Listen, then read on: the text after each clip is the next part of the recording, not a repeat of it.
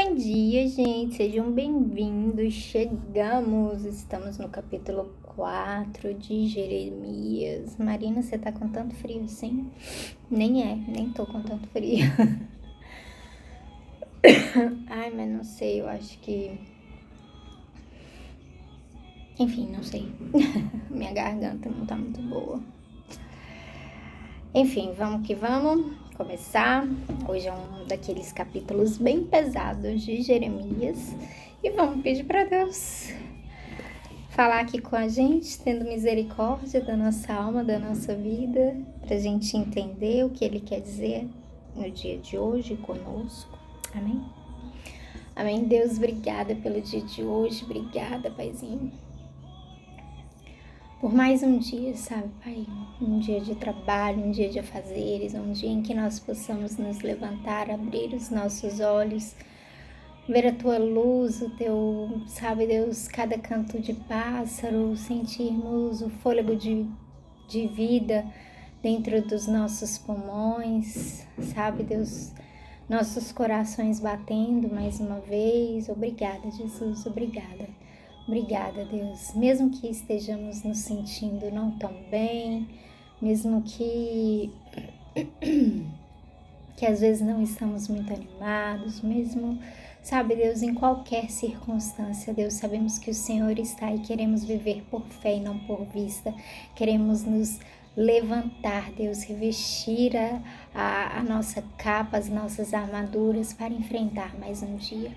Nos ajude, capacita-nos, nos veste, Deus, com essa couraça da justiça, com essa força, com essa verdade, com essa vontade. Em nome de Jesus, nós precisamos de Ti. Nos leva para mais um dia, Deus, cheio da Tua presença. Nos faz ouvir agora a Tua palavra, a Tua voz, sussurrando em nossos corações o caminho que devemos andar. Convence os nossos corações, Espírito Santo de Deus, e usa a minha vida. É o que eu oro e te peço em nome de Jesus. Amém? Será cheia. Bora. Ai, eu tô numa tosse, janta. E não é uma tosse assim, que parece uma tosse, né? Aquela tosse alérgica, seca, que nem tosse, nem para de tossir. Ai, que coisa. Eu demorei pra levantar, tô toda atrasada. Ai, tá daquele jeito, mas Deus é bom. Vamos. Vamos lá, capítulo 4, então vai dizer assim: O Senhor Deus diz: Povo de Israel, se você vai voltar, volte para mim. Eu odeio os ídolos, acabe com eles e seja fiel a mim. Então, sim, você estará sendo verdadeiro, correto e honesto quando jurar pelo meu nome. Todas as nações pedirão que eu as abençoe e elas me louvarão. Deus diz aos homens da tribo de Judá e da cidade de Jerusalém: Passem o arado na terra que não foi preparada para plantar e não semeiem as sementes no meio dos espinhos. Povo de Judá e moradores de Jerusalém, sejam fiéis à aliança que fizeram comigo, Senhor, e se dediquem a mim de todo o coração. Senão, a minha ira queimará como fogo, e por causa das maldades que vocês têm feito, meu furor será como fogo, e ninguém poderá apagá-lo. Então, bom dia, mãe. Então aqui, a gente, no capítulo passado, ele terminou falando isso, Israel, se você voltar, tipo, eu tô de braços abertos para receber vocês de volta, volte, que não sei o quê. E eles falam, sim, estamos voltando para o Senhor, pois Ele é o Senhor nosso Deus. E eles reconhecem ali que eles não tinham recebido nenhuma ajuda dos deuses pagãos que eles tinham, né, passado a adorar. Isso tudo eu tô vendo aqui no capítulo 3, né? Nos últimos versículos ali, 23 e 24. E aí, no 24 fala assim: Por termos adorado Baal, Deus da vergonha, perdemos tudo que os nossos pais conseguiram desde que éramos crianças, isto é, as ovelhas, o gado, os filhos, as filhas. Vamos nos humilhar, vamos ficar cheios de vergonha desde o tempo em que o Senhor nos tirou do Egito. Nós e os nossos antepassados temos pecado contra ele e não lhe temos obedecido. Então, isso é o povo de Israel falando para Deus. Deus então vira e fala assim: ok, eu vou recebê-los de volta, mas volta sinceramente, volta de coração, faça o que é certo. Não adianta vocês virarem, se humilharem, falarem que estão arrependidos e depois voltarem ao mesmo lamaçal que vocês viviam antes, ou depois que as coisas estiverem normalizadas e tudo bem, vocês voltarem a cometer as mesmas coisas de antes. Então, no capítulo 4 em diante vai dizer assim: se você vai voltar para mim, volte. Eu odeio, deixa eu te contar o que eu não permito que vocês façam. Eu odeio os ídolos, acabe com eles e seja fiel somente a mim. Então, aí sim você vai estar sendo verdadeiro, honesto e correto. E quando jurar pelo meu nome.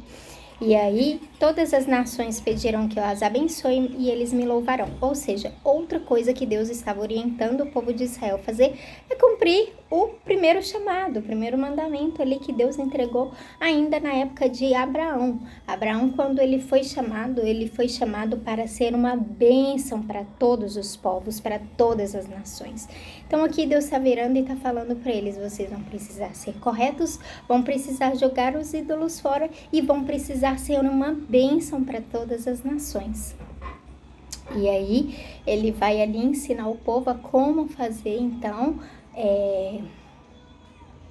como preparar aquele caminho, né? Então ele vai falar: passem o arado na terra que não foi preparada para plantar e não semeiem entre os espinhos. Sejam fiéis à aliança que fizeram comigo, se dediquem a mim de todo o coração. E aí, beleza. E aí passa então um pouco, a gente não sabe, eu não peguei na Bíblia cronológica, e a gente não vai saber se isso daqui é logo em seguida dessa orientação e desse arrependimento do povo de Israel. Porque a gente sabe que a Bíblia é assim, né? Aqui tá tudo corretinho, tudo alinhadinho, mas às vezes tem um versículo aqui, outro acolá, e acontece as coisas, né? Porque como a gente sabe, isso daqui tá se passando enquanto tá tendo ali as invasões, enfim, lá em 2 Reis, 2 Crônicas. Então essa próxima parte a gente fica um pouco assustado. Por quê? Porque depois de Deus falar isso para eles falarem isso para Deus, acontece o pior. Então vai dizer assim: toquem a corneta em toda a terra, gritem bem alto e bem claro. Digam ao povo de Judá e de Jerusalém que corra para as cidades protegidas por muralhas. Mostrem o caminho que vai a Sião. Corram para os abrigos, não demorem. Do norte, Deus vai trazer desgraça e grande destruição. Como um leão que sai do seu esconderijo, um destruidor de nações vem vindo para acabar com o povo de Judá. As cidades de Judá serão destruídas e ninguém morará nelas. Portanto, vistam roupa feita de pano grosseiro como sinal de tristeza.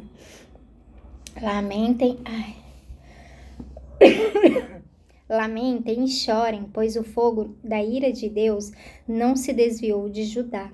O Senhor Deus disse: naquele dia os reis e as autoridades perderão a coragem, os sacerdotes ficarão abalados e os profetas ficarão admirados. Então eu disse: ó Senhor meu Deus, tu enganaste completamente o povo de Jerusalém. Disseste que ia haver paz, mas o que há é uma espada encostada na garganta deles. Está chegando o tempo de dizer ao povo de Jerusalém que do deserto um vento muito quente vai soprar sobre o povo de Deus. Não será o vento fraco que separa a palha do trigo. O vento que vem mandado por Deus será muito forte. Agora é Deus mesmo que está dando a sentença contra o seu povo. Então isso já havia sido declarado desde muito antes, né?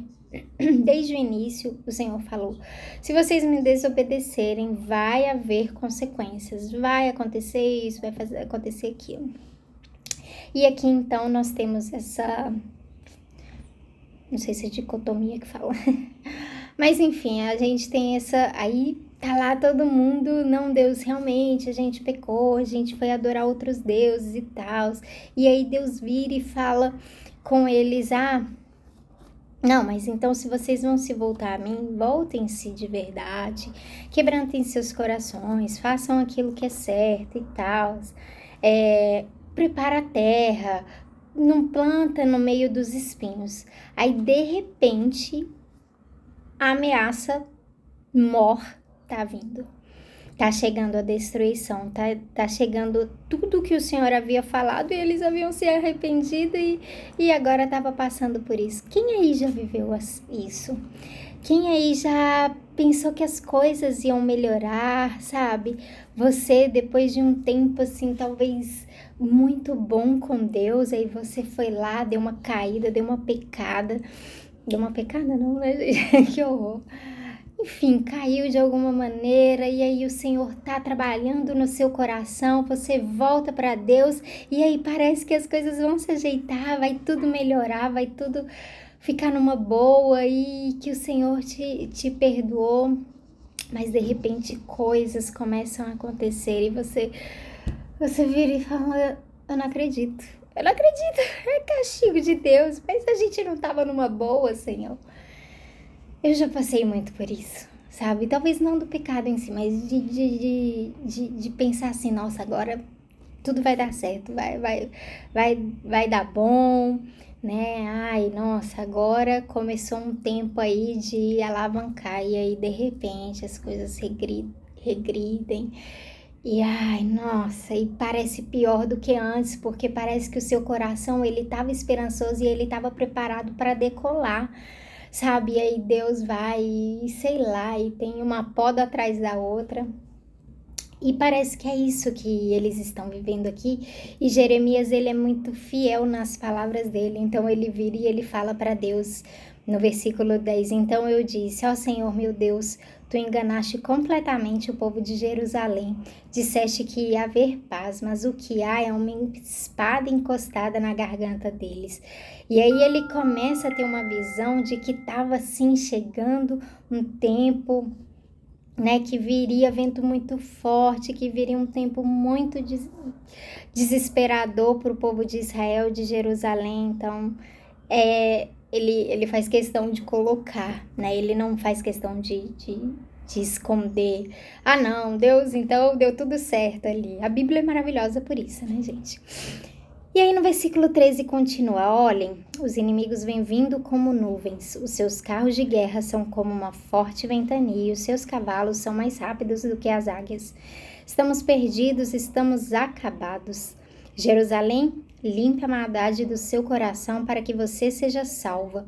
Até quando você vai continuar com seus maus pensamentos? Mensageiros da cidade de Dan e das montanhas de Efraim anunciam as más notícias da invasão. Eles mandam avisar as nações e dizer a Jerusalém que os inimigos vêm vindo de um país distante e que eles vão dar o seu grito de guerra contra as cidades de Judá. Eles vão cercar Jerusalém como homens que guardam uma plantação, pois a nossa nação se revoltou contra Deus, o Senhor. Judá, você trouxe esse mal para você mesmo por causa do seu modo de viver, por causa das coisas que tem feito. O seu pecado trouxe esse sofrimento e feriu o seu próprio coração. Eu, Senhor, estou falando. Que dor! Não posso suportar tanta dor. Ah, meu coração, o meu coração está batendo forte. Isso já é Jeremias falando de novo. No início ali, né, dos versículos 13 ao 18, então, foi o Senhor falando, ó, deixa eu falar uma coisa. É verdade, eu tenho planos de paz e de bens para você, mas vocês pecaram e vocês precisam colher frutos desse pecado. Vocês vão ter as consequências, isso é fruto de vocês mesmos. Então, Jeremias recebendo essa mensagem, essa visão, e ele começa a sentir no seu próprio corpo aquilo que aconteceria. Então, ele vai ali urrar de dor, né? Vai falar, nossa, meu coração, ele tá batendo muito forte, eu tô sentindo muitas dores. E aí ele continua, não posso ficar calado, pois ouvi a corneta e os gritos de guerra. Uma desgraça vem atrás da outra. O país inteiro está arrasado. De repente, as nossas barracas são destruídas e as suas cortinas são rasgadas em pedaços. Até quando terei de ver as bandeiras inimigas e ouvir o som da corneta na batalha? Deus diz: o meu povo não tem juízo e não me conhece. Eles são como crianças tolas, que não compreendem as coisas para fazer o mal. São espertos, mas não sabem fazer o bem. Então, Jeremias vai falar ali que tá vendo os inimigos colocarem os seus estandartes, as suas bandeiras ali no país dele. Ele tá vendo os gritos de guerra, as cornetas tocando. E imagina o desespero, a aflição que deve ser. E quando eu tava lendo isso, eu tava passando bem na época que tava no período mais intenso da guerra de Israel, né? Agora deu uma aliviada, já soltaram alguns prisioneiros e tal, mas ainda assim a gente precisa orar muito, então imagina aquele tempo para eles. Então vai continuar no versículo 23. Então olhei e a terra era um vazio, sem nenhum ser vivente, no céu não havia luz. Olhei para as montanhas e elas estavam tremendo, e os montes balançavam para lá e para cá. Vi que não havia ninguém, que até os passarinhos tinham fugido. Vi ainda que a terra boa tinha virado um deserto e que as cidades tinham sido arrasadas por Deus por causa do seu grande furor. Deus disse que a terra toda vai virar um deserto, mas ele não a destruirá completamente. A terra chorará, o céu ficará escuro, pois Deus falou e não mudará de ideia. Ele já decidiu e não voltará atrás. Quando ouvirem o barulho dos cavaleiros e dos atiradores de flechas, todos sairão correndo. Alguns fugirão para a floresta e outros subirão pelas rochas. Todas as cidades ficarão vazias e ninguém morará nelas. Jerusalém, você está condenada porque se veste de vermelho? Porque usa joias e pinta os olhos? Não adianta nada você querer ficar bonita. Os seus amantes a rejeitaram e os que eles querem é matá-la. Ouvi um grito igual ao de uma mulher com dores de parto, um grito como o de uma mulher dando à luz o seu primeiro filho. Era o grito de Jerusalém, respirando com dificuldade, estendendo as mãos em desespero e dizendo: estou perdida, eles vêm vindo para me matar. Mas há uma esperança há uma promessa aqui nesse capítulo. E não dá mais tempo de eu falar aqui, então vou falar na legenda. Quem chegou até aqui, dá uma lidinha na legenda. Beijo, tchau. Deus abençoe.